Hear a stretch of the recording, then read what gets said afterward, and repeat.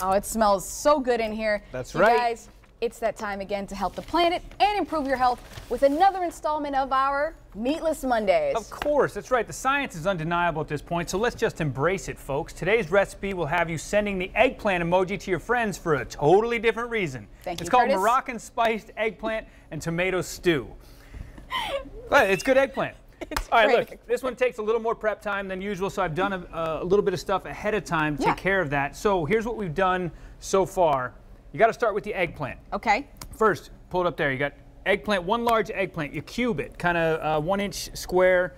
2 tablespoons of olive oil. Spread that on a baking dish. Little salt on top. Preheat your oven to 425. Roast the eggplant for 30 to 35 minutes, which we're doing right now. Yeah, we've been doing that. And all you got to do is toss it once in the middle there to kind of flip it. So there you go. There it goes, right on time. Look at you, Curtis. When you do that, it'll come out looking just like this.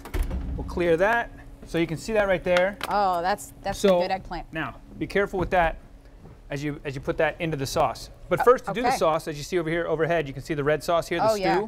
Now this is also a Tunisian style sauce, just to throw that in there. Yeah. Let you guys know it's not Moroccan, just Moroccan. Tunisia, Algeria, Libya, all of them do this stuff. Yeah. So you start with the olive oil and the onions. And you want to put the onions in first, and you cook those down. You can see them. You want to cut the onions real thin. You can pull this up here.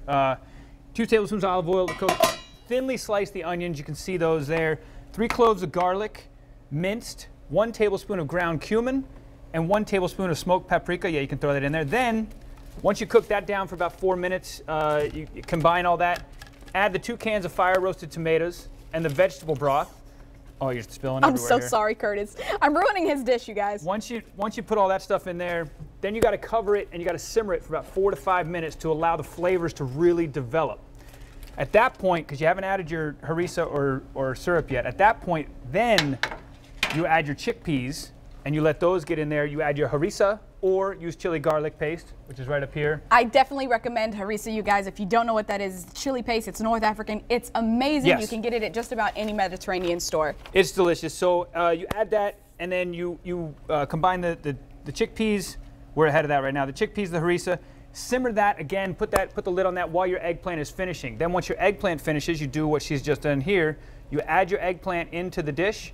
Aim for the pan, unlike I did. Stir it all around. Cover it. And then you're gonna want to let it sit. Once you've stirred it around, put the lid back on it, and you're gonna want to let that sit for about 10 minutes. And really, now you get the eggplant soaking in the spices. But here's the thing: maple syrup. Here's what you do to adjust the taste. This is all. Everything is cooking to taste. Gotcha. If it's too spicy for you, add a little more maple syrup. Okay. If you want it a little more smoky, add more paprika or cumin. Okay. If it's not spicy enough for you, add a little Haddie. Okay, no? I can't fit you in the pan. Add more harissa. And then harissa's just about the same. Once it's done, you can serve it over whichever kind of grain you want. Okay. What I chose is jasmine rice because jasmine rice is always good. Or a little couscous. The greatest ever. And then you take it like this, and you just spread it right over top of the jasmine rice. There you go. And serve it. You can serve it with couscous. You can serve it with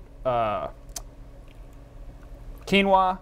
Yeah. Any of those. Any of the grains. Yeah, you guys, this is great. And you guys, we're going to post this segment and this recipe on our website, firstcoastliving.net, just in time for your dinner tonight. So you're welcome.